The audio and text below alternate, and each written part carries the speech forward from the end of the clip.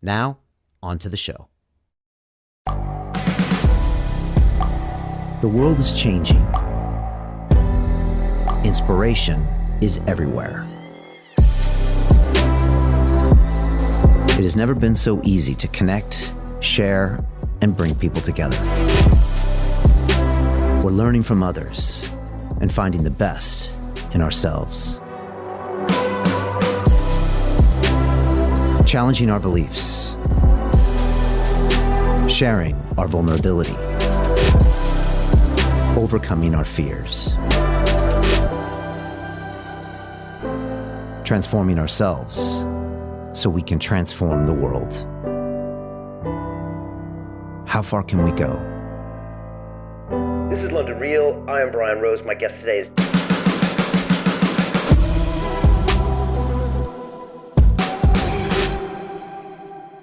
This is London Real. I am Brian Rose. My guest today is General Robert Spalding, the former U.S. Air Force Brigadier General turned foreign policy strategist and author. For more than 26 years, you held integral roles at the Department of Defense, the State Department, and in the Trump administration, you were the Senior Director for Strategy to the President. You are a senior fellow at the Hudson Institute, focusing on U.S.-China relations, and your work on 5G has reset the global environment for the next phase of cybersecurity. Your latest book, Stealth War: How China Took Over While America's Elite Slept, unveils the six-front war that China is waging on the United States. General Spalding, welcome to London Real. Thank you. Great to be here. It's great to be here and great to have you. I'm super excited for this. I just want to first of all announce that we are streaming now on our brand new Digital Freedom platform, which is a censorship-free, independent broadcasting system that is of the people, by the people, for the people, and it's available exclusively on our website at londonreal.tv. Robert, I pledge to you and everyone watching us that none of this conversation will be edited, censored, removed, or banned, and that anyone in the world can watch the full version of this episode free at londonreal.tv/Spalding. Thanks to the generous donations of 25,000 people around the world, I also call the London Real Army. For anybody wanting to become a founding member of the Digital Freedom platform, they can go to londonreal.tv/freedom to donate and fight with us on the front lines to protect our human rights. Here at London Real, we've been a platform for free speech since 2011. And Robert, I'm super excited to have you here today. I thought we would start by jumping right into it. And it's a statement you made recently, which was, the Communist Party of China is responsible for the pandemic. Please, Robert, explain. Well, so, a lot of people get hung up on the origin of the virus. And I think that is an answer we're not going to have until the end of the Chinese Communist Party, as is normally true for any totalitarian regime. You don't get access to the archives until it fails. But what we do know, and what has been made public by the Communist Party itself, was that on the 7th of January, Xi Jinping was running the crisis in Wuhan personally. Now, I know from my past as a defense attaché and senior defense official in Beijing, that when Xi Jinping gets eyes on a problem, a crisis, or a budding confrontation between the US and China, he's very directive and has direct control. Now, I was there in Beijing a week before they took the UUV in the South China Sea, which was a underwater glider. I watched how Xi Jinping executed direct control over the captain of the ship in the South China Sea as we were negotiating the return of that vessel. So I know that if he says on 7 January he was in charge of the crisis, he was in charge of the crisis. We also know that in December, the Chinese Communist Party knew about human-to-human transmission, and there's public evidence of that on the 13th of January. So 7 January, he's in charge. 13th of January, they publicly acknowledge human-to-human transmission. And what's going on at this time? The highest peak season for travel in China for New Year's. So 7 January, 13 January, then 23 January, they close Wuhan. Now, the Wuhan mayor says at that time that already 5 million people have left Wuhan. We also know that based on a DHS report that came out this week, that they turned from a net exporter of PPE, protective gear for frontline responders for coronavirus, into a net importer during the same time frame in January and February. So they're importing much more PPE than they're exporting at the same time that they're telling the WHO and everybody else that there's nothing to see here. So we have evidence there that, it's definitely, it was purposely done. So disregard where the virus came from. The pandemic itself was purposely executed by the Chinese Communist Party. For what means, we don't know, but we do know that they profited from the sale of PPE after the coronavirus started, and were, essentially exporting panic to the rest of the world. So purposely done, that means they knew that it was going to be spread human to human. They knew it was potentially dangerous, and they didn't contain it? That's exactly right. Actually, it's partially right. They began to take measures to contain travel domestically within China, but internationally, they were continuing to promote that travel. And in late January, our president, basically banned travel to and from China. But what we didn't ban was travel to and from Europe. And so Europe was getting the travelers from Wuhan, and that was infecting Europe. And then our major infections came on the East Coast of the United States. No surprise, because that was delivered from Europe. Right. And I think they've even genetically proven that most of the US cases came from Europe based on the mutation strains. So that's a bold statement to make, General, that the Communist Party, encouraged the spread of a disease. I mean, that's it's facts. It's not, when you look at the information, it's not conjecture. You can actually see a pattern of behavior reinforced by the importing of PPE and the banning of exporting of PPE during the same time frame that shows a premeditation in terms of what they were trying to do. Wouldn't they be concerned that it would take out their own population? Well, so, I think you bring up a good point. And when you don't understand the nature of the Chinese Communist Party, then you don't understand the way that they look at their own people. So the Chinese Communist Party actually is a regime that has in the past killed tens of millions of their own people. And they did this during the reign of Mao Zedong. And Mao did it in the Cultural Revolution, really primarily, and with the rise of the Red Guards, primarily to exert political control over leadership of the Chinese Communist Party. So he was willing to create chaos and cause the deaths of tens of millions in order for him to get political control. So when you don't actually view your citizens as citizens, but rather as subjects, then the ability to do whatever horrendous thing comes to mind because it benefits your own power becomes available. You can also look at the current regime and say, okay, well, they have concentration camps. They have forced organ harvesting of prisoners of conscience, and they have the most executions of any country in the world. So clearly, this is a regime that doesn't care about what happens to its citizens. It's really about only power and control. So that's just friendly fire if that happened. And they're known as these great long-term thinkers. And if that's the case, if you're thinking 100 years out or 200 years out, then 10 million people here or there is less of a concern.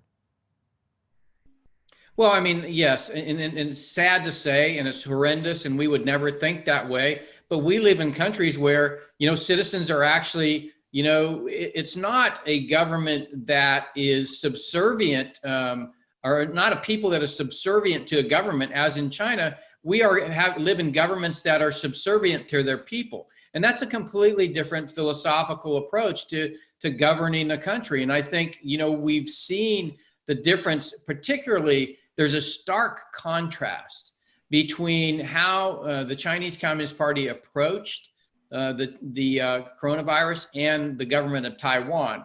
The government of Taiwan being a democracy where the government is essentially under the power of the citizens, really reacted quite differently. They sent investigators to Wuhan in December.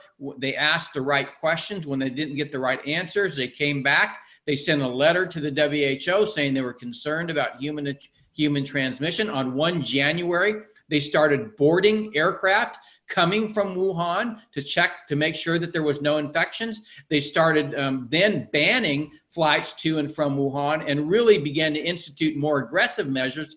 And to date, they've had the best response of any nation out there in terms of how to respond to the coronavirus. It doesn't matter if you're an authoritarian regime or a democracy, their lessons learned from 2003 and SARS and the inability to trust what the Chinese Communist Party was saying, they put into action. And unfortunately, nobody else in the free world did. But if we just contrast those two models, clearly, the openness, the transparency, the caring of the citizenry that comes from a democracy shows very brightly in Taiwan in terms of how they address the issue. Okay, back to the Chinese Communist Party. Why would they allow this to spread? Because they could foresee the economic damage it would happen on the world, and then they would be the ultimate winner? Is it that clear? Well, so I mean, there's two ideas that I have come up with. The first was really the realization that their economy was going to be impacted as they began to deal with the repercussions of the spread of the disease. And why should their economy be the only one to suffer? The other is really about the price gouging that's been happening because they basically locked down the worldwide supply of PPE. So I think part of it was to make sure that they weren't the only ones affected negatively, but then also to positively profit from the spread of it by having all the PPE. President Trump has hinted that the Chinese were behind it, or they should have told us earlier. But there's a lot of blowback when you start accusing governments of allowing the spread of such a disease. Do you have people that disagree with you? Oh, I'm sure there are. But, let's go back to World War II. I think, in the beginning, Churchill was hammered because he was saying we need to do something about the Nazis. And in fact, the majority of people said, no, we need to kind of, embrace them. We need to bring them into the family of nations. This is the same thing that's been going on in the United States and other countries, other democracies, as the Chinese Communist Party has risen and gained more and more power. In fact, we help them gain in power. So I'm not surprised that there's still a large contingent of people that wants to give them the benefit of the doubt. But then you have to wonder, the fact that we're talking about concentration camps and forced organ harvesting today, and that doesn't give them pause with regard to how we address this regime. You just have to wonder about what are their motivations? Why do they think this way? And in fact, I've talked to a lot of them, quite frankly, their motivations are essentially profit-based. So I really don't have a lot of, sympathy for the way they feel about the Chinese Communist Party, when a lot of it is based on the millions or billions that they're making based on their relationship with them. I think you'd said before that, for thousands of years, China was dominant in the world as a country. And then they took maybe the last 100 years off and struggled. But for them, this is something it's almost like their birthright, right? They believe that in the long run, they should be the dominant force on this planet, and they're putting those plans into place. Well, it really is. And if you think about it, and if you've lived there, as I have, you understand that, the Chinese are a proud people. That being said, they're controlled by a regime of 80 million that really only has a few hundred that are in leadership positions that drive the entire society according to their own interests. And so, this idea of, a century of humiliation, that's been driven into the population based on forced indoctrination at all grade levels, based on the media, based on how they control the internet, with the Great Firewall. So all of these things aren't necessarily without the direct, work by the Chinese Communist Party. Quite frankly, that was instituted after the Tiananmen Massacre. So the Tiananmen Massacre occurs. There's a number of discussions. Those are released, behind the scenes, Chinese Communist Party discussions, leadership. It's released as what's called the Tiananmen Papers. And if you go read those Tiananmen Papers, it's a number of speeches given by Chinese Communist Party leaders surrounding the discussion with regard to how they're going to deal with the protests in Tiananmen Square. And when you look at those discussions in the aftermath of the Chinese Communist Party-led regime, they change very drastically from that point on to be much more ideologically oriented without forsaking their access to innovation, technology, talent, and capital from the West. So they've designed their system based on their need to control the way the Chinese Communist Party think about the world. And they've been very effective at that, using technology to do that. So, if you look at the tech companies, the major tech companies today, they are very powerful in essentially setting kind of the mood, what people think about things. They're influencers on a large scale.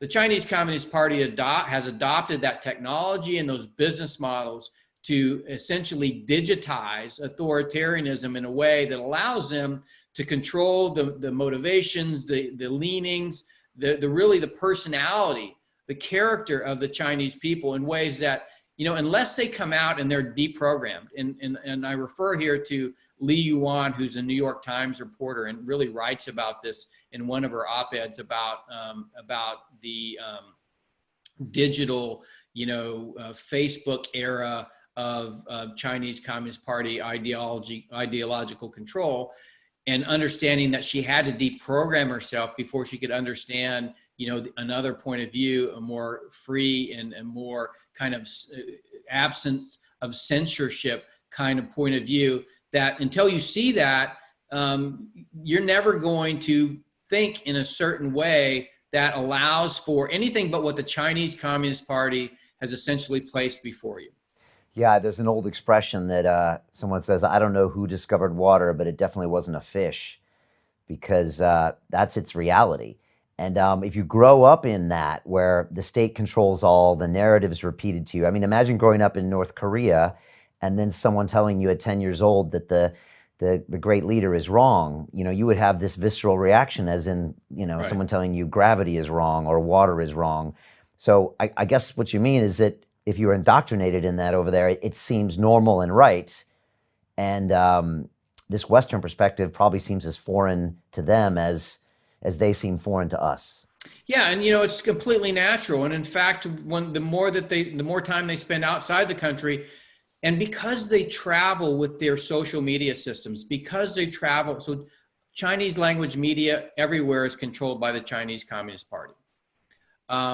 WeChat, Weibo, all controlled and censored by the Chinese Communist Party. So these forms for getting on their Chinese language media and communicating, they don't leave that digital world when they go to the United States or they go to other free countries. They bring that with them. So they bring this ecosystem of influence. It doesn't go away. And so escaping that, you really have to escape, in some respects, the Chinese language and really get immersed in a language that is different from your own, so that you can begin to have a different point of view. Now, if you see interviews of Chinese students, whether they be in the United States or Australia, they'll say, well, do you love communism? Absolutely, we love communism.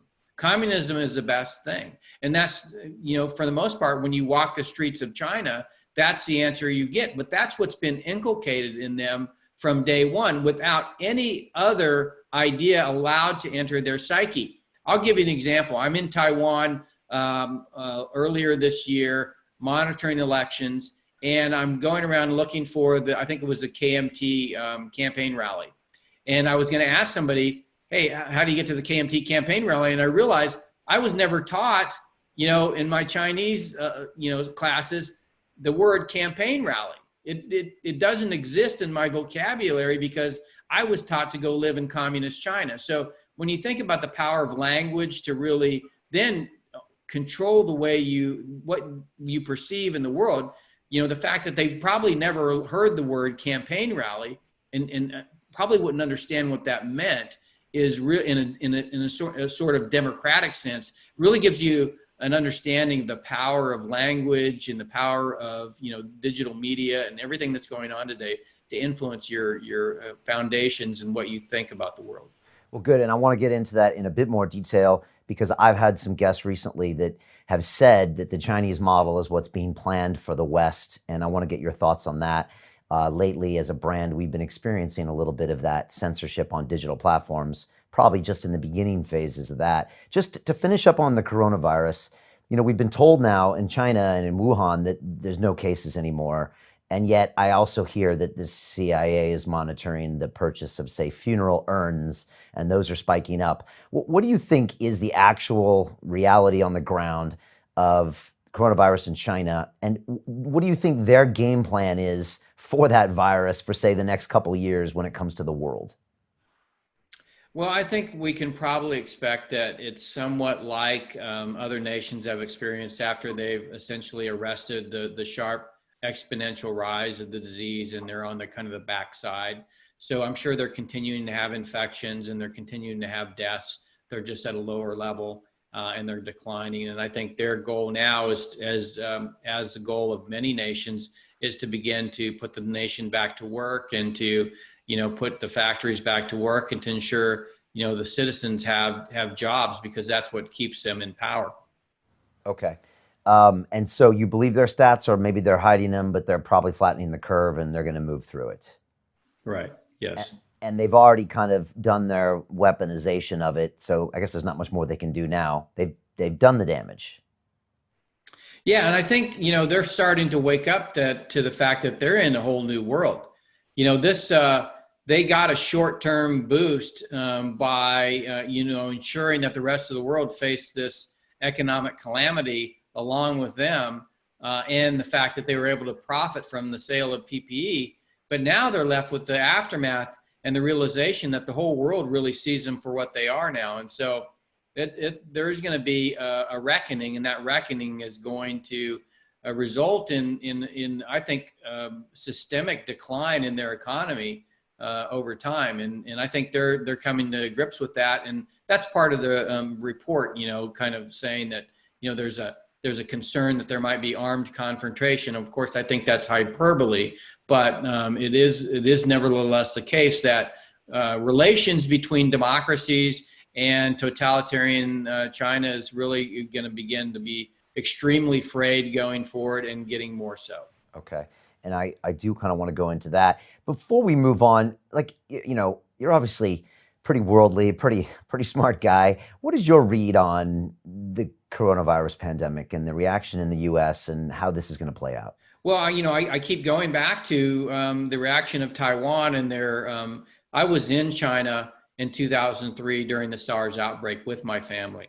And we lived in Shanghai, and at the time, the infection started in Guangzhou or somewhere in the southern China, and spread. And the other place hard hit was Beijing. And I always found it strange that Shanghai wasn't really hit that hard.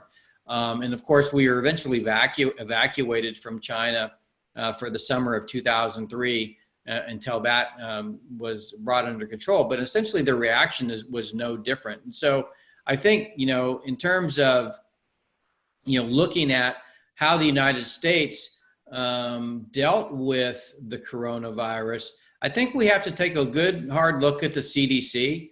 Why weren't we as prepared as Taiwan? Why did Taiwan send investigators over right away? Why did they not listen to the WHO? Why did they kind of do their own thing to protect their own population? Why did they not have to, essentially arrest people for playing in parks, because they didn't really shut the country down, but rather they relied on the citizens to do the right thing? Why did they function like we think a democracy should function in a pandemic? And why did the United States struggle to function in that way?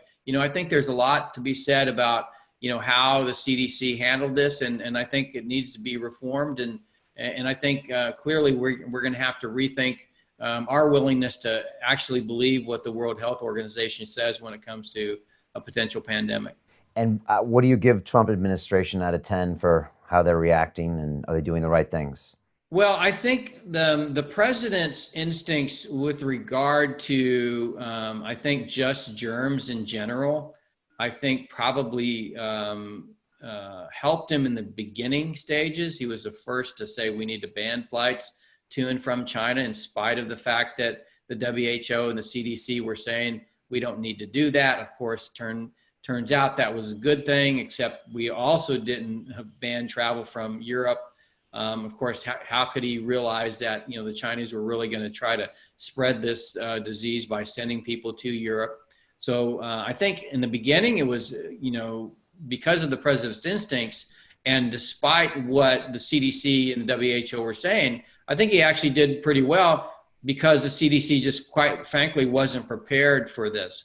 I think as time has gone on, though, that we have been too captured by the CDC in terms of what we're willing to do in terms of opening up the country. I think if you look at the nation, New York, New Jersey, very hard hit, the Eastern Seaboard, but you look at the rest of the country, I mean, we were not swamped in ICUs. We were not, swamped in our hospitals, and we've essentially destroyed the economy. 20% of the population is unemployed, or 20% of the workforce is unemployed. All of these things are Depression era type challenges, economic challenges, and probably we didn't need to treat the entire country the way we treated New York. So I think in the beginning, good. I think as time wore on, we kept those controls in place for far too long in a country as big and as diverse as ours. Do we need to get America back to work?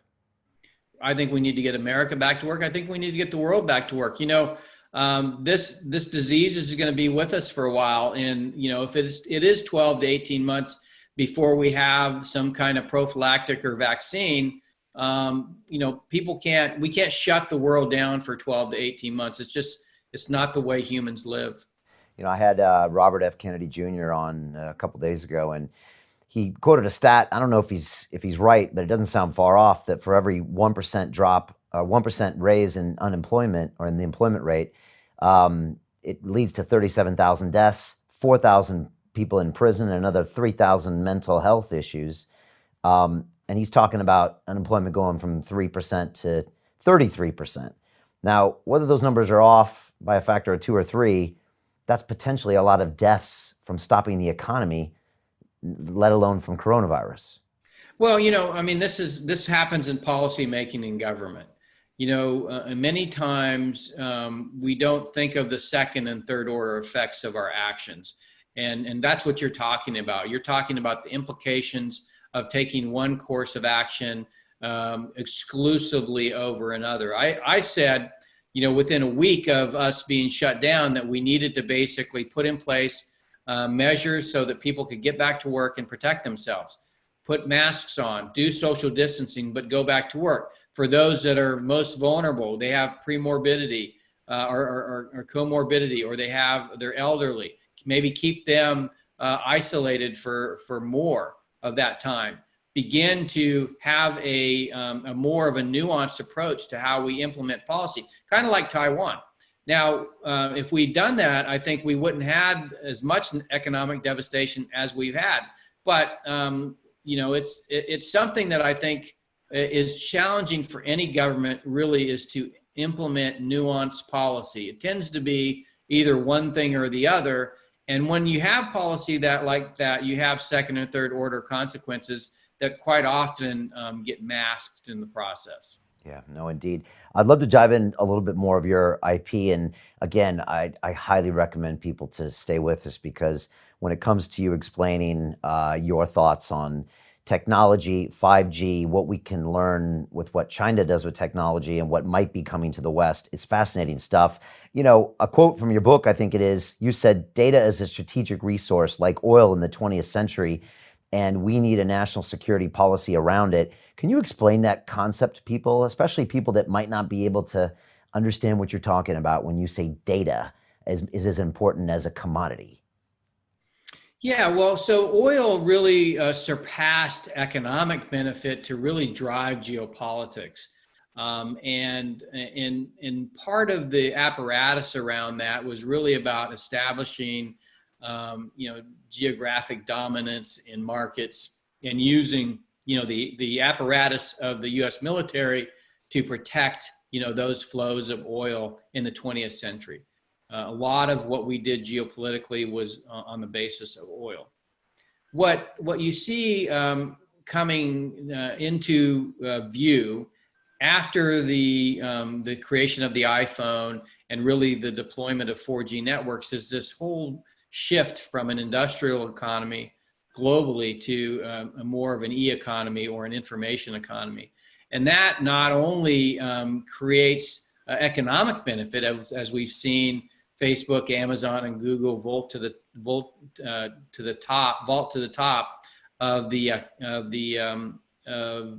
capex in, or not capex, but the size of the market. You've seen that profitability go to those companies, it's created geostrategic and geopolitical challenges. It's created challenges in Europe in terms of the GDPR, Global Data Protection Regulation, that's really concerned about Europeans' privacy. So if you just look at the fact that American companies are so globally dominant in the information economy, using kind of the 4G world where the smartphone's the platform for computing and the 4G network is a pipe. And then you understand that rather than, as Clinton said, controlling the internet will be like nailing Jello to the wall when he was talking about bringing China into the community of nations. When you realize they've actually figured out how to nail Jello to the wall, and they've adopted those same technology and business models of Silicon Valley and are deploying that in a new way to dominate the next iteration of telecommunications and computing, that you realize that not only can they have the ability to be economically dominant, but now they can begin to be geopolitically and geostrategically dominant. And that is really the transition of national security from more of a physical sense in terms of ships and planes and tanks, and more of a digital sense in terms of you can go right into somebody's living room. You can go right into their place of work. You can go right into their, everyday activities and begin to influence their consumption patterns, their thought patterns, and the way they view the world. This is the power that Silicon Valley has brought us. And we thought, just as Clinton stated, that it would promote democracy. And what we've seen is the Chinese Communist Party has been very capable of taking that and using it in ways that are being copied all over the world to create this platform for influencing people in ways that are counter to their interests, but that is imperceptible to them when it occurs. Yeah, it's interesting. If you ask the average person on the street, in general, what is cyber warfare? Are you in danger from China? Most people would say no. They're like, yeah, every now and then I read in the newspaper that some US corporate was hacked, and every now and then I heard about some Russian bots that may or may not have influenced an election, but I love my Facebook, and I really don't think that's a threat. I mean, I would say that's probably 80% of the public out there. And the things they do worry about or they pay attention to are, the gunships and the drones and the things we hear about. But you're telling me it's the opposite. These people, these regimes are actually in your living room, controlling your thoughts, and you don't even know it. Absolutely. And I use the example quite frequently of the protests in 2016, before and after the elections. Many of them were, ostensibly on the basis of either people that disliked the president, or, in one in particular, I think it happened 4 days after the election, 15 to 20,000 people in New York City marched to Trump Tower. It was put together by a Facebook group called Black Lives Matter. And in fact, it was a Russian using AI bots, social media networks, and big data to kind of bring this protest together. So those people, those 15 to 20,000 people marching together, thought that they were marching on behalf of their own, beliefs and interests, and really, and what they were doing was becoming proxies for the Russian government to essentially sow dissent in the United States. This is the power that that these tools bring to these kinds of regimes. Now, for a lot of time, we've not seen that from the Chinese Communist Party in the United States. We've seen it in other countries. We've seen it in Taiwan. We've seen it in the Philippines. We've seen it in Malaysia, more in their own region.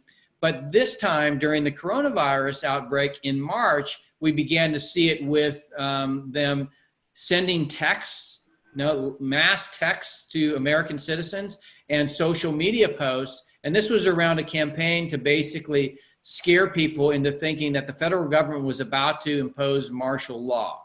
So they are now beginning to transition from a stealth war to more of a more visible war that's really designed to, like the Russians, sow dissent and really create distrust in democratic governments everywhere. And I think you're going to see more of that coming. And we built the system. So we built that open data system and those business models and those companies around this idea that, you can influence somebody to do something, and that has the U.S. government or any other government and any other democratic government really has no say in how those platforms are operated. So this becomes very dangerous when it moves beyond just corporate motivations of corporate greed to very specific motivations about undermining the legitimate sovereignty and independence of a democratic country. Yeah, and we've seen those kind of like small bot armies, like you said, have massive effects on people, on protests, on potentially elections. I heard about these mass text messages from China, getting people to obviously mistrust the government and so panic. It's very real. I had a guest here on London Real who was considered Vladimir Putin's #1 enemy. And I mean, we published a lot of YouTube videos, about 8,000 of them over the last 9 years. And it was clearly a massive amount of bots going into those comments. And I'd never seen anything like it. It was like 10x the number of comments of any other episode. And it was just fascinating to watch how they were trying to affect the influence of someone commentating about, their leader. Yeah, I mean, it's really, I think, as I got into this when I was at the White House, I mean, it's really, I haven't been I wasn't a big wasn't focused on influence. And it wasn't really till I started looking at the Chinese Communist Party and then really understanding how they've gone after American businesses that I really started to focus on this. And when you start to understand what's going on, in a sense, we think of cybersecurity really as preventing the hacking of computers. When you think of what I'm talking about in terms of getting these people to march to Trump Tower, you're actually hacking brains, and that's what this idea of social cybersecurity is about. It's really about using these platforms and using the data in these platforms to really begin to hack people's brains, to really get them to behave in ways that are counter to their own interests without them knowing it. And that's why when you think of our society in the United States, and you think of the Constitution, you think of the Second Amendment, and you realize the Second Amendment is there to prevent a repressive government from controlling the population. But that we're in a world now where you may not know you're being oppressed, or you may not know who your oppressor is. It may not be your government, it may be a foreign government. Then we're in a world now where the digital has overcome the physical in terms of determining your freedom and independence. And in that world, a gun becomes less relevant. In fact, probably is irrelevant. And maybe, in fact, is actually dangerous because you may use it on your neighbor who's absolutely not, your enemy, but you've been convinced by somebody else, unbeknownst to you, that he or she is. Wow, it almost makes the Second Amendment moot and maybe turns it from an asset to a liability. I guess the founding fathers didn't see this coming. Well, they couldn't. How could they know about, the internet? I mean, it's a phenomenon that we've thought was for an ultimate good that has created the power when you aggregate data, and that's where you begin to, drive these algorithms and artificial intelligence and machine learning platforms to really understand how to take that data and make it into information that's usable in a specific way. When you see what Silicon Valley has built in that, and you realize the power of that, everybody was freaking out about Cambridge Analytica, but that's using a private company in a democratic society's data for a political end. What about when an all-powerful totalitarian regime basically unleashes that power on the world for purposes of undermining the very democracies that, spawned that technology and those business models. Now you have a real challenge for us as the free world, because we built it. We think it's great, and we don't realize that it's actually the perfect thing that can be used to undermine our very systems. Yeah, it's fascinating. I would love it if you could kind of explain and maybe walk us through from the 2007 introduction of the iPhone. And I got an iPhone here, and I remember when Steve Jobs announced the iPhone, and I got one right away, and it was this, it had this kind of crappy 3G technology. I could kind of get some emails on it, but it was basically an iPod with a phone on it. And at the time, I've seen you talk about it. The top 5 companies in the Dow, I think, were these kind of typical industrial companies. And then fast forward to a 4G world where it becomes these information companies. And then fast forward to a 5G world, and we have something that I think you can see clearly, but the rest of the world can't. Maybe you can walk us through that. Yeah. So, I mean, what's interesting now, let's just look at how marketing campaigns happen now. I mean, you can actually take information about tracking people and use that in a marketing campaign and really target who you want that marketing campaign to go to. And it's really on the basis of all the data that's collected on the smartphone about you. So you're right, 2007, iPhone comes out, and there's AT&T, General Electric, Microsoft, ExxonMobil, and Shell are the top 5. 10 years later, it's Facebook, Amazon, and Google, and Apple, and Netflix, and I think Microsoft. Well, when you look at the 5G world, and I saw that, I had glimpses of it when I was a defense attaché in Beijing. You really understand that it's a whole another level. So one of the interesting things about the network side of it is the 4G network allows for 10,000 devices to be connected within a square mile. The 5G network allows 3 million devices to be connected in a square mile. That's a massive explosion on the number, on the amount of connectivity. So that's 10 times, 100 times, 300 times more, 3,000 times more? It's 300 times 300 more. times more, okay. So what happens there is that those devices aren't, they're not smartphones, they're cameras, they're machines. And what happens is that extra connectivity goes into creating all of this massive machine-to-machine data that's being collected on everything that's going on. So now your smartphone's device is collecting a lot of information about you. But soon the smart city is collecting a lot of information about you. And what that means is that all of that data can be used to be mined to influence you in other ways. And so, but today you can say, I want to opt out of that. And the way you opt out is basically by not having a smartphone. Tomorrow, if you want to do that, you can't, right? Because those cameras are built in place. They're connected to the network. They're watching you. They're doing facial recognition, artificial intelligence driven facial recognition, and they're watching everything you do. So I got glimpses of this when I was living in Beijing in 2017. What does it look like? I mean, what is that reality like? I mean, you said that there's one camera for every 2 individuals in China, and that you can walk into a restaurant and by facial recognition, it knows your previous order. I mean, like, what are some of these realities of a 5G world? Right. So you walk into a restaurant, so you order your food on your, you open up the WeChat application on your phone. You go to a restaurant app within WeChat, and then you order food, and then you put your phone away. You walk in, a camera recognizes your face and essentially does facial recognition, and essentially the server says, "Here's your food, Bob or Bill," and greets you by name. You never have to touch your phone again. The transaction's complete, and this is the 5G world. And so in 2017, what you had was a blend of 4G world and 5G world. It was really based on the wired internet within these individual shops within China.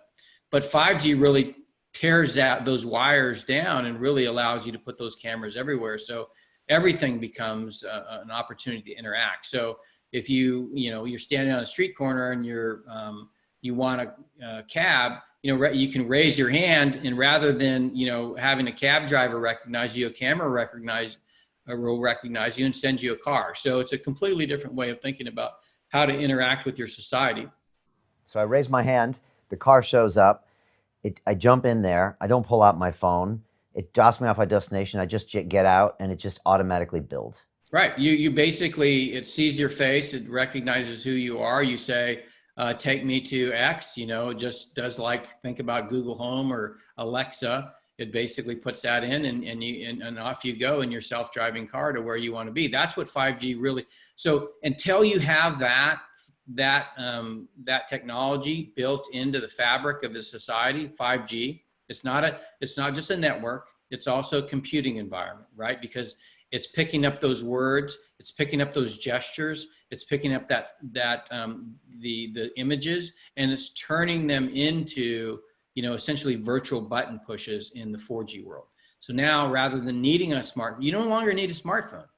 You just walk out and start interacting with the world, and things happen by virtue of the fact that all of this has been built. All of the apps and services that are in your smartphone have been built into the city around you. And it's a wonderful thing if it is secure and protected and actually promotes your privacy. But the model that we built, this open data model, absolutely doesn't. I mean, that's a frightening reality. Like you said, if in the 4G world, you got your phone, so I can opt out, I can try to hide my location, I can download and delete my data, or I can not hold a phone. And then maybe certain companies don't have information about me. I can not have a Facebook profile like some people do, and they think they don't have a digital footprint. And maybe some of that's true. But in the 5G world, you can't opt out. So by definition, all of these cameras know, and all of these Internet of Things devices know everything about you in such a way where it's a marketer's dream. I mean, it's almost like Total Recall. I mean, like you said, if they know your gestures and you have a limp in your leg today, then all of a sudden you get the advertisement for the thing. I mean, it goes on and on. Yeah, and I mean, if done properly, I think it can be tremendous for society. So let me give you an example. One of the things that people say is that artificial intelligence is going to put a bunch of people out of work. That these platforms, 5G and automation and robotics, is going to make labor obsolete. I actually think the opposite. And the reason is because we have been working for so long to create what's called strong AI. In other words, artificial intelligence that really kind of is similar to real intelligence. And I don't think we're any closer to that today than we will be in 10 years from now. But what we do have plenty of here in the world is billions of real intelligence. And many of those people are either not in the right geographic location to use their skills, or maybe have some kind of physical ailment or difficulty that prevents them from continuing to do jobs that they've been good at. All of this is enabled by bringing that person into what would be like an artificial reality environment connected to a machine. So say, for example, you're an elderly bricklayer and you do tremendous bricklaying work, but you're just too old, your body's too broken down to do it. This network, if built correctly with security precautions in place, and which allows you to have this kind of transfer of your mind into a machine, allows you to continue work in ways that make you feel constructive and allows you to continue to be a functioning part of society. I think what's going to happen when we begin to build these networks, if we do them correctly, is it's going to be a renaissance for people that want to continue to stay engaged and things that they love to do, but that maybe don't have either they're not in the right location because where they choose to live doesn't have any jobs for them, or they have some kind of physical issue that prevents them from doing it. So it's really about using It's not just machine-to-machine communication; it's also man-to-machine communication. And I think we really disregard that in a lot of ways, because people don't tend to think about how it is that technologies will affect their lives, because they don't think about the technology and the implications of itself. It's kind of like the policy discussion I was talking about. People don't think of the second and third order consequences of a policy decision in government, the same as they don't think of second and third order consequences of the introduction of technology. It tends to be very surface deep. So, AI theorists think about, oh, we're going to just put everybody out of work. I don't think that's the case. It hasn't been the case for most of technological advancements in the world. It's just led to different jobs. I think it's going to lead to a whole host of things that's going to allow people to be much more engaged in their societies than they have been because of the things that I mentioned. Yeah, and I think you could be right. And I think if you grow up in a world knowing that driving a cab is not an option, or manual labor is not an option, you might actually be educated in a different way to where you know that your greatest resource is your own creativity, your own expertise, your own, that type of thing. So, and it might actually breed a different type of person. And again, we could get into a whole discussion of how the education complex is, built for the industrial age, but maybe that's a separate discussion. But yeah, there's a lot of positives on the AI. I just wanted to ask you, China has this slightly more advanced version of the 5G. And you also talked about the ubiquity of technology over there. And also, I've heard a bit about this social scoring and everything. Maybe you could describe what the reality looks like for that Chinese citizen, and all, you kind of mentioned it before about how all these technology platforms are part of who they are. And is that what we're expecting in the West? Is China the test of what's going to be rolled out in the West? Well, I think for those nations like emerging market economies that choose to allow the Chinese essentially to dominate their technological ecosystem, much like the U.S. companies have dominated, global information economy, then I think that is going to be the way that it is deployed. I think for many of the developed economies, they're beginning to understand the danger of bringing those technologies and companies into their midst, and they're trying to figure out ways to deal with them. I think one of the things that people are completely missing is the difference between the model that China has built and the model that we could build. So the model that China has built is very much about centralizing power and centralizing that aggregation of data and centralizing control. But when you begin to break that down and you really go back to this idea of what does it mean to be a digital citizen in a democracy, then owning your own data and having control over that unlocks innovation in a way that, quite frankly, Google doesn't do. So let's just think of the Google's business model. They employ thousands of engineers behind the scenes to craft the algorithms so that when I type, banana, the search results are pretty consistent based on, where I'm searching from. Now, when you start to think of the ability to, for some people that have to interact with Google in a much more effective way. So say they're looking for actually how to make banana ice cream in a very peculiar way, and they've become very good at manipulating those searches. That's actually intellectual property that Google is stealing from you, right? When they, as you begin to work on the Google platform. So if you're really good at kind of finding these things, and then you can monetize that because, we've allowed that kind of data to be, owned and controlled by you, then this opens up a whole new way for, monetizing the work that you do when you're not working. You're just searching for something, but you just happen to have a particular skill. So when you're thinking about just economic security in terms of the individual, the power of the individual, allowing them to make money on the things that they do. Now, when you think of a democracy building an internet that really empowers you because you have ownership of your data, and you contrast that with what China's building, I think it really unlocks something new and unique. And that's really what was at the heart of the national security strategy when we said we need a secure nationwide network. It's really about understanding the power of controlling your own data, in a sense, your own intellectual property, and being able to use that in ways that benefit you, not in allowing that to be essentially harvested because we built our entire ecosystem on an open data model. Okay. I think you said that totalitarian regimes and tech companies, they both have the same business model. And I was wondering if you could talk about that and also talk about how censorship plays in there, because we've been having quite a fight here with censorship, and a lot of our content has been banned and deleted. Even though I can't always understand why or agree with why, and I'm trying to get my head around it, and maybe you can help me with that. Well, so, I mean, censorship on large tech companies' platforms is based on essentially curating the kind of community that they want on their platform.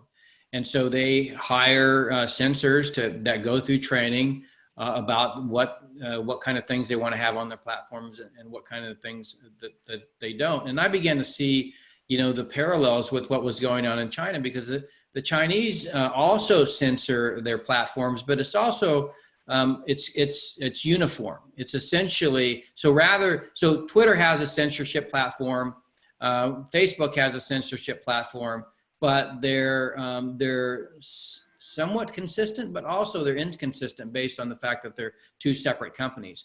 In China, the Chinese Communist Party has a censorship platform that's uniform, and it's also based on teaching. So if you go to become a censor in China, you learn what Tiananmen Square is about, so that you know what to censor on the platform. So in many ways, the business model is the same, except in democratic societies, the platform is not uniform. In a totalitarian regime, you have a very uniform platform. So it is very much about influencing, but the communities are not, completely uniform across a platform like it is in China. Why are we seeing more censorship right now? Is it because of this lockdown? I had a guest on that said, Brian, it's not YouTube that's censoring you. It's the pressure they're getting from governments, maybe corporations, maybe regulators, that's forcing you to be silent on certain issues. I mean, what do you see here? So you remember when the San Bernardino shooting happened and the FBI and Apple got into the disagreement about Apple not giving backdoors to the FBI? I think that goes to the heart of your question, and that is they're censoring because they can, right? Governments have begun to realize that these platforms are very powerful at influencing people. And not only governments, but institutions within societies, so groups, have realized that using these platforms to influence people are very powerful. And totalitarian regimes have certainly figured this out. So when you can influence people, you have that power through the aggregation of data, of course, people are going to want to use it. Now, that becomes a challenge in a democracy, and when the federal government, in the case of the United States, is not actually able to get on those platforms because it's against the law. So who becomes the ones that begin to influence through those platforms? Either the institutions themselves, like YouTube, or those that would put pressure on YouTube. And in a totalitarian regime, it is the Chinese Communist Party. And certainly because they are the regime they can also put pressure on YouTube to influence you. So who has less influence through these platforms are the governments themselves, who are tasked with the job by virtue of the Constitution in the case of the United States. So preamble, provide for the common defense. So they're tasked with the job of maintaining the independence and sovereignty of the nation, and certainly the self-determination of the individual within that society.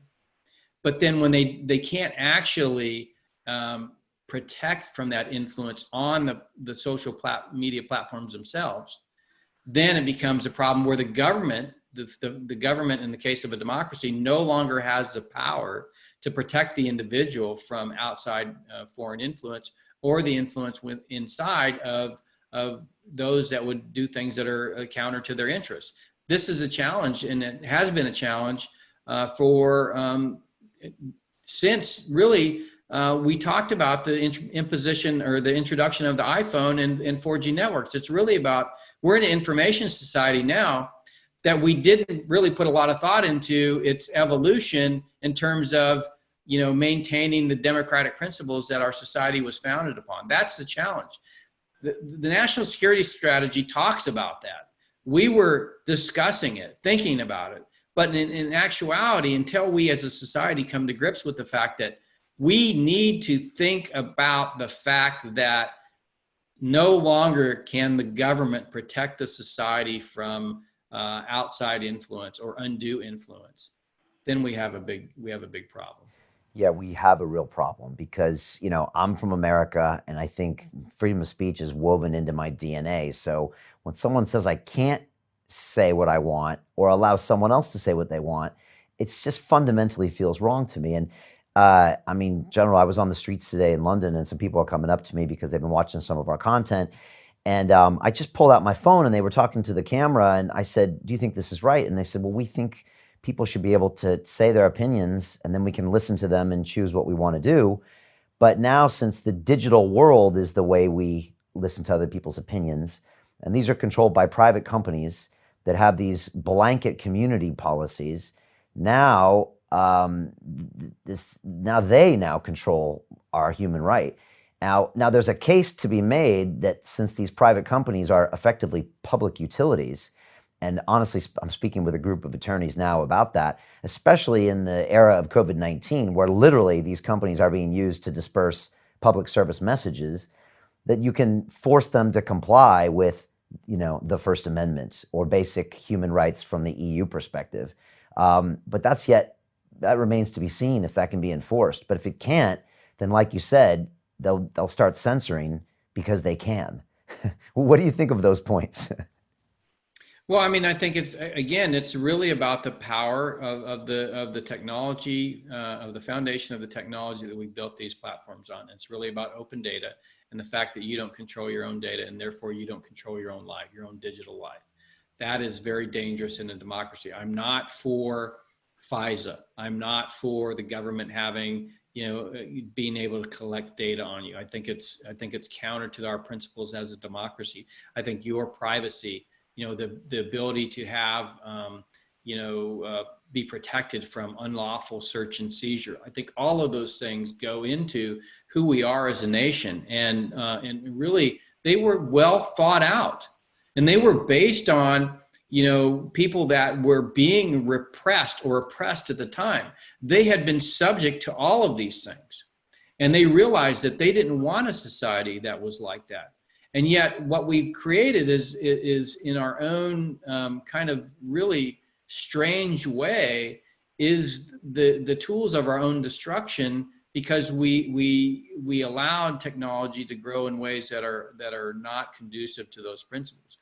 We still have the opportunity to change this. So, and I think that's, I'm hopeful that we'll awaken to the fact that, I may not agree with your policy positions. You may not agree with mine, but we can be confident in the fact that we're both Americans and can rightfully have our own opinions and still live in harmony. That's one of the beautiful things about being an American. It's an immigrant society, and therefore we kind of broke all tribal bonds when people come to this country, and they establish a new bond under a new set of rules, which is really about living your life and letting others live their life, but doing it in a way that's respectful and allows for a difference of opinion. And then, in a political sense, we come together at the polls and we choose, collectively who we want to lead. All of those things are, I think, the paper that Constitution was written on is still valid. I think our ability to implement them or execute them in the digital world is really increasingly under assault, both from within and from without. And hopefully our better angels will recognize that, if we are to preserve this wonderful experiment, that we're going to have to deal with this. It really is an information war. I don't think I've ever really seen it as clearly as I do talking to you right now. Um, I mean, it really is. And the people that control that information can influence real actions on the ground, from protests to elections to, economic influence to panic to hate. And those that control that information through a censoring way or any other way, I mean, they control the outcome. It's more so than any time in history, and it's dangerous. Well, you look at Mao Zedong, and he had essentially created this idea of people's war. It's really political and ideological warfare, and he used that to essentially take a weaker force and undermine and overthrow the much more powerful, the much more financially resourced and technologically capable Chiang Kai-shek and Nationalist Party. In many ways, the Chinese Communist Party has adopted or adapted this concept of people's war to the information age. And it's so powerful because we built the capability for that to be beamed into democracies everywhere. I mean, the Soviet Union could never have so much influence on, we were afraid of it. We were afraid of the influence, the whole McCarthyism bit and everything. But now it's true. The power is there, and we know it's there. We see it every single day. So it's really, as you take a step back, and when I talk to people about what I've been through over the last 6 years or so, studying what the Chinese were doing, at the Pentagon, and being in China for the second time, and really seeing the new Xi Jinping-led regime, and really thinking about this hard at the White House, we talk about taking the red pill or the blue pill, like on the Matrix.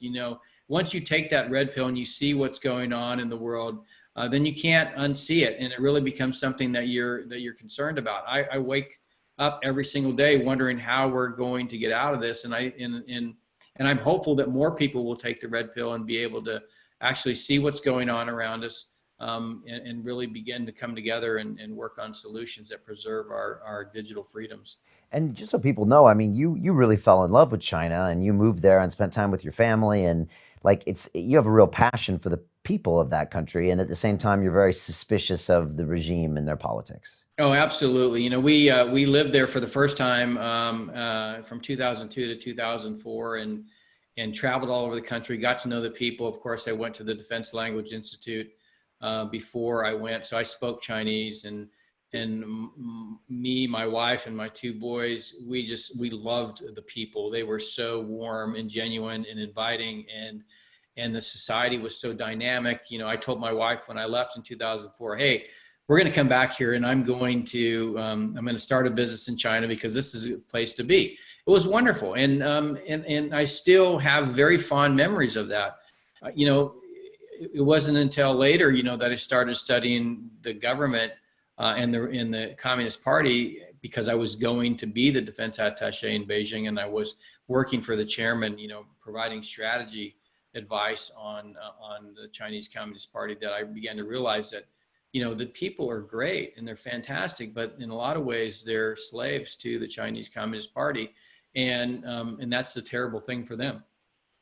All right, I wanted to talk a little bit about some of these things we can do, with China. And you talk a lot about the supply chains as something that Trump has been talking about, and how we're really heavily dependent on them for the PPE and the pharmaceuticals. And just want to also get your thoughts on that, and what we can do to protect ourselves from this, I guess it's enemy, right? It really is. The Chinese Communist Party, and they say it in document number 9. I highly encourage people to read document number 9. It's a short document that was an internal Chinese Communist Party document that's been translated into English, and you can see that free speech, that is a concept designed by the West, according to this document, specifically designed to undermine and overthrow the Chinese Communist Party. So these things we hold to be true as universal values or universal human rights, they believe to be fundamentally designed to destroy their rule over the Chinese people. And so that makes them, by their own definition, an enemy of democracy. not just of the United States, an enemy of democracy and of democratic principles and of human rights and of civil liberties and rule of law. And so when we understand that, then we can understand the more that we allow them into our societies, the more danger they become to us, because they can use all of these tools of openness and globalization and the internet to undermine our institutions. And that's exactly what they've done. They've undermined our university system, they've undermined our political system, they've undermined our legal system, they've undermined our, the think tanks and lobbying groups within the United States in particular. They've undermined our corporate sector, they've undermined our financial sector. So all of these elements that are used to promote the prosperity and freedom and sovereignty of the American people in the case of the US, and they do this, by the way, to other democracies as well, are all things that they're designed, their system is designed to attack directly. So they don't go after a target like a building. They go after an institution. They go after the relationships of people. They go after the motivations of certain leaders that make certain decisions that favor or disfavor the Communist Party. These are all things that they do. So this idea of decoupling, not just economic decoupling, but social decoupling from the influence of the Chinese Communist Party, is such an important idea. And I think it's really not widely understood, because the influence that the regime has over much of the free world is not widely understood. But as we've come to know more of this through the coronavirus, you can see that there's a need for this decoupling from the influence of the Chinese Communist Party. And the way that that's done today primarily is by reducing the economic interdependence between free countries and authoritarian regimes like China. And so the way you do that for us in the United States is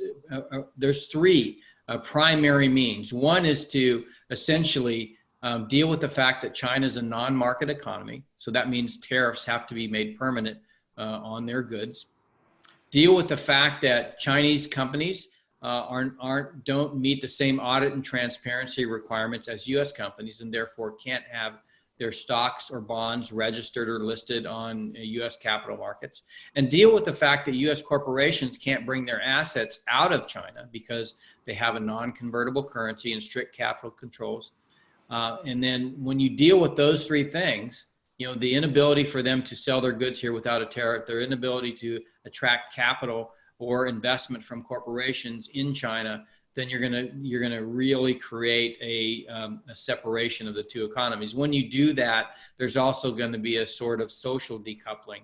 So it's okay to be essentially engaged with the Chinese people, but we have to be engaged under the conditions of democracy, not under the conditions of totalitarianism. So to this point, the Chinese Communist Party has set the conditions for our engagement with the Chinese people, and we've allowed that. What we didn't do during the Cold War was allow the Soviet Union to set the conditions for how we engage the people that were struggling under the repression of the Soviet Union. And what I'm talking about there is public diplomacy. Our ability to transmit our own values and principles into China to the Chinese people as an alternative view on the world compared to what the Chinese Communist Party gives them. We've defunded that. We got rid of the U.S. Information Agency, which was an independent agency responsible for promoting the values and principles of democracy to the free world. We've defunded things like the Voice of America, Radio Free Europe, Radio Free Asia. And we've also created there's a conflicted personage in those agencies because they have what they believe to be conflicting guiding statements. One is you must maintain journalistic principles and journalistic independence, and the other is you must promote U.S. principles and values. And so what they take that to mean is that they have to promote or essentially allow airtime, equal airtime between the say U.S. Principles and values and the principles and values of, for Radio Free Asia, Iran, the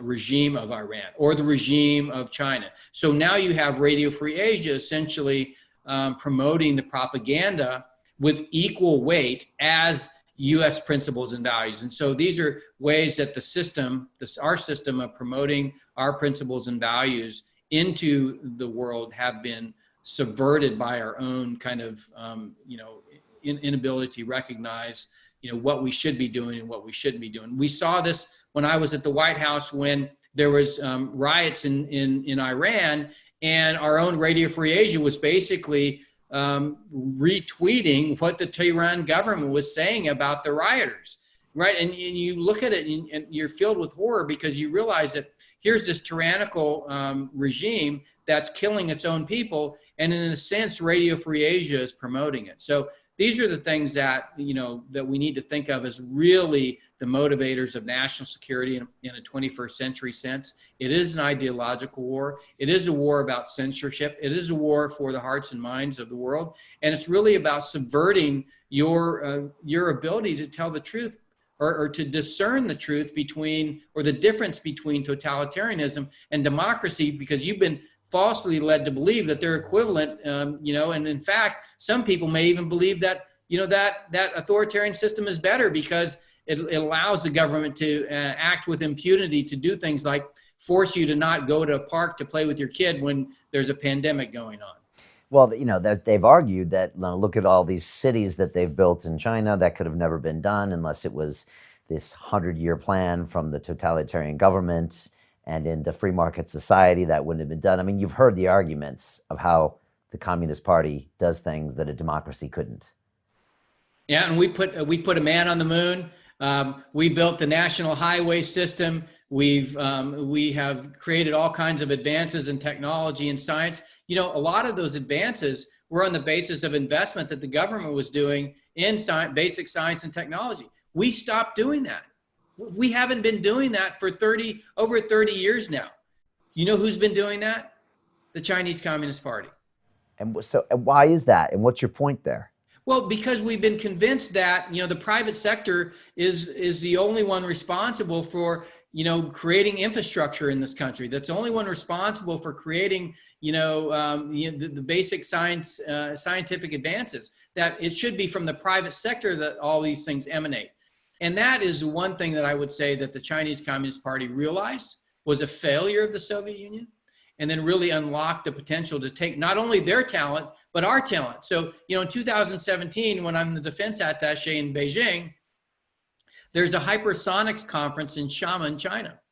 And a couple of the attachés go down there, and who do you think are teaching the Chinese how to build hypersonic missiles? Our very own NASA scientists, right? Why? Because the Chinese are willing to invest money in development of hypersonics when our own government is unwilling to. So where are the scientists going to go? They're going to go where the data is, and they're going to go where they're well compensated. These are all because China has continued to, since the end of the Cold War, invest heavily in science and technology, and the United States has stopped doing it. Silicon Valley, Austin, Boston, a lot of these tech areas of the country did not spring up out of, magic fairy dust. It was on the basis of investment that the federal government was doing during the Cold War, in the space race, in really investing 2% of our gross domestic product on science and technology research, and sending a lot of our engineers and scientists to get their degrees on the basis of federal grants.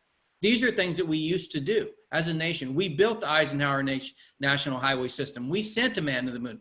These are all things that we did, but we had a different view at the time in terms of the role of government and business in terms of driving the technological evolution and really its impact on economic growth. And I think we've lost that. We've lost manufacturing. These are all things that, we need to bring back into the fold in terms of how we think about, what the government's responsible for. Industrial policy. When I got to the White House, my colleagues from the National Economic Council said, we don't do industrial policy.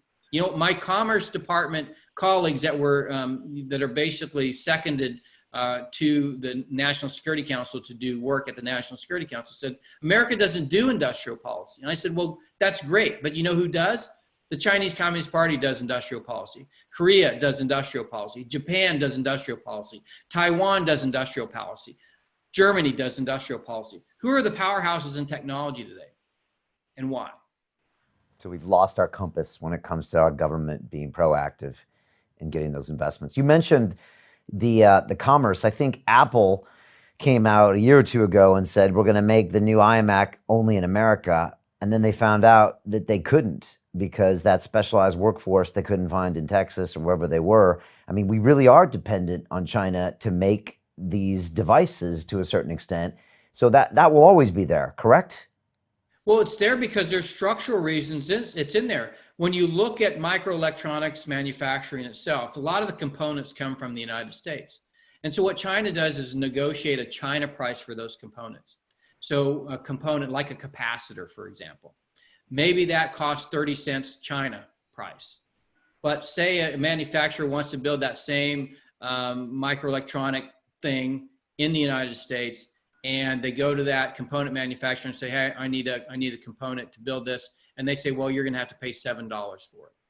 So if you take just a normal PCB, which is like a motherboard or some other circuit board for some microelectronics, and you say, hey, I want to try to manufacture this in the United States, and you start to look at the components that go into that, and you start to assemble them, and you see how much is it going to cost you to acquire those components and then manufacture. What you find is, in order for you to be competitive with China, you actually have to go to China to buy components that were manufactured in the United States, because every manufacturer in China gets the same price. It's like they have a Walmart price for the components in microelectronics. And so say that board costs $200 or $300 to manufacture in the United States, any manufacturer of microelectronics in China can make that board for $7. And they can do it because they can all get access to the same components at the same China price. So this is a structural problem that the Chinese have created and that our government allows to continue to exist. The Department of Defense, the Defense Production Act, Title III, gives it the authority to break up monopoly-based systems like this for the purpose of ensuring that microelectronics can be manufactured in the United States in sufficient quantities to provide for the defense of the country. These are the types of authorities, and these are the types of things that the federal government needs to do. But what we have is people in the federal government today that come from kind of the post-Cold War economy that is about globalization and the internet, and it's about driving the lowest price on the basis of offshoring manufacturing to places where you have the ability to do exactly what I just said, and add in low-priced labor because you don't have the same labor standards, and the fact that you don't pay as much for environmental protections because you also don't have environmental protections. When you put all those together, yes, we could never have that come back to the United States unless the federal government basically began to impose the kinds of controls that would allow businesses here, and when they did, businesses here in the United States could manufacture at the same price point as those that manufacture in China, except the Chinese government is very aware of everything that I'm telling you right now, and they make sure it always comes away in the advantage of Chinese companies, because by keeping those people employed in those companies, they are maintaining the legitimacy of their government. So these are things that if you don't understand the way the system works, if you don't understand how manufacturing works, if you don't understand how global trade and finance works, and you're making policy in the federal government, then you're really not really at the forefront of kind of how competition happens in the global economy, and more importantly, protecting the prerogative of American business, but also national security in the United States. And how has Trump's new policies panned out, in your opinion? He's like, I was the only one to be tough on China with trade. How do you rate those, and do we still have more work to do? Well, I'll give you an example. One of the challenges we have, I'll talk about one manufacturer that makes aquariums, saltwater aquariums. They have to pay a tariff on the subcomponents for the aquariums, but then they're competing with completely made aquariums from China that don't have a tariff on the finished good, right? So they're paying tariffs on the subcomponents, which increases their cost of goods sold, and they're competing directly from the same country because there's not a tariff on the finished product. And so there's an issue with understanding our tariff policy and how that impacts our manufacturers and their profitability. I mean, it really requires you to understand in fine detail what it is to be a manufacturer in a free country today when faced with competition from a nation state that is bound and determined to crush your ability to function as a business and to provide goods at a competitive price. That's what it's like Walmart, except the entire country is built that way. You said this is going to be a long struggle. What do you mean by long? What does this look like 20 years from now? Well, I think if we were able to actually do the things I said in terms of keeping tariffs permanent and reducing our investment in Chinese companies and reducing U.S. corporate investment in China, then I think it's going to, within the next 10 years, you'll see a significant shift in the supply chain. You'll see and if we promote manufacturing in the United States and disrupt a lot of the structural challenges I just mentioned, you're going to see a growing America. I think it's going to be north of 5 or 6% economic growth because of the fact that we've had such latent productivity in the United States. You know, it was 15 years ago that we had latent productivity in China. Now we have latent productivity in America because much of this manufacturing is automated. We have the lowest energy costs in the OECD. We have lowest corporate tax rates. We have opportunity zones all over the country where, you know, these local communities are willing to bend over backwards to see manufacturing come back to America. So when that begins to happen, and I think it will, you're going to see tremendous economic growth in not just in America, but other democracies around the world as we begin to provide for the prosperity of our citizens. 12 months from now, what do you think we're going to be economically? Well, I think we're going to be struggling from this coronavirus. I think we've really taken a dip.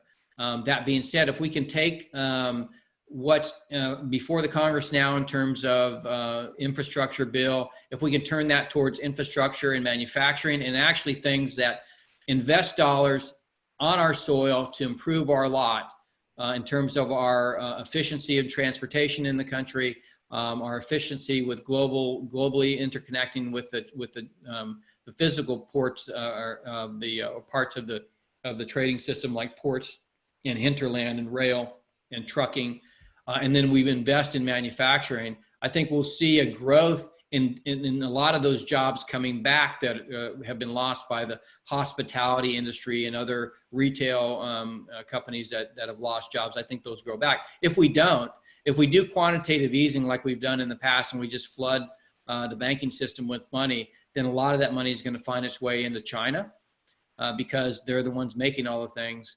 And I think we're gonna be in a worse place. We're going to be heavier in debt, and our economy is going to be stagnating. It already started to slow, you know, from the tax cuts of early in the Trump administration. So it's really going to slow down now. But if we can again invest in democracies and infrastructure and manufacturing, put people to work, then you're going to see it growing. And I really don't have a good vision of what we're going to do. I can tell you that a lot of the people that end up in Treasury and a lot of the economic positions within government tend to think along the lines of, let's just put more money into the financial system and let the businesses sort it out. Well, the businesses like AT&T don't really care about national security; they just care about profit. And so it's likely that, you know, most of that money will not make it into places that actually make a difference in terms of jobs. What do you miss about the White House? I miss the fact that, you know, I had the opportunity in my job, and this is not the case in most jobs at the National Security Council, to really think long-term, to think big, to think about the tremendous opportunity this nation has to remain a sovereign, prosperous republic, to think about, you know, how do we really take care of the American people in a way that promotes their freedoms. I really like that. And I like the ability to be able to have some of these conversations at the highest level of government where, you know, there wasn't ideological baggage that came along with it. We could have very frank, open discussions about, you know, what's the best way to think about these things. And the truth of the matter is, if you bring facts, if you bring logic, then, you know, you can win the day in some of these discussions. And at that level, you're basically influencing policy decisions. So I like that. I think the part that I didn't like was the fact that if things get a little bit too, you know, progressive in terms of, hey, maybe we should think about securing our internet so that our population can't be influenced. and industry got wind of that, then they can put a lot of pressure on the government to shut it down. So in a lot of ways, the corporate sector, Wall Street has a ton of influence. And I assume that's the same way in London as well. Corporate entities have a lot of influence on what the government does. And I can say almost, to the exclusion of what's good for the American people, right? And I've really come to the conclusion that if it's good for a large corporation, it's probably not good for our republic or a democracy in most cases, because their interests really seek to undermine their competitors, and that really destroys innovation in a free economy. Is there too much corporate money in DC, whether it comes to re-election campaigns or just lobbyists? Or no doubt there is, and I don't have an answer for that. I do know that government is really responsible for kind of creating the conditions for innovation to thrive, and really that comes in countering these very large corporations that tend to want to squash innovation because they see it as competitive to their own business models. Yeah, again, I just had that conversation with Robert Kennedy Jr., and he said that, he was speaking to someone who used to kind of run the whole Fox News networks, and they said in a non-election year, 70% of the advertising income is coming from pharmaceuticals. So he said basically Anderson Cooper works for them, and so the content is around that. It never goes against any of the drugs that they're pushing, and again, who loses in the end? Kind of the American public, because they don't necessarily get the correct information about what's going on. But it's hard to see that, as a consumer or as a citizen. Right. Yeah, definitely. And you have another book planned? I do. We're working on of taking the idea of unrestricted warfare and really cleaning it up and making it more accessible to people, because I really think Chao Liang and Wang Shangsui were really visionaries in terms of how to think of warfare in a globalized 21st century information dominant world. And I think I, for one, read it in 1999 and didn't understand the implications. And I really want to make that accessible for other people, because it's not easy to read. There's a lot of philosophy and kind of different ideas that are in there. If we can kind of make it more accessible to the average person, they can see a lot more about how the Chinese leadership thinks about competition in a globalized world. And I think it'll be really beneficial. It's exciting stuff. The book is excellent, Stealth War. And again, it's nice to see your perspective on kind of what's going on out there, because I think the average person just doesn't understand. And I think it's because we have never lived there. We've never been indoctrinated into the way that society thinks. So it's hard to know what's actually going on. Also, I think it's so intangible, this information war, that I just think the average person still doesn't understand it. And like you said, if you don't know you're being manipulated, then how can you fight against it? And hopefully people's eyes will start to open up that we really are now in a world that is an information war every day. And to try to be cognizant of that, it seems like the only way forward. Any final thoughts, and how can they find out more about the Hudson Institute and your book? So the Hudson Institute is hudson.org, and we have a lot of different very capable and exciting thinkers there. And then my website, generalspalding.com, you can buy the book there.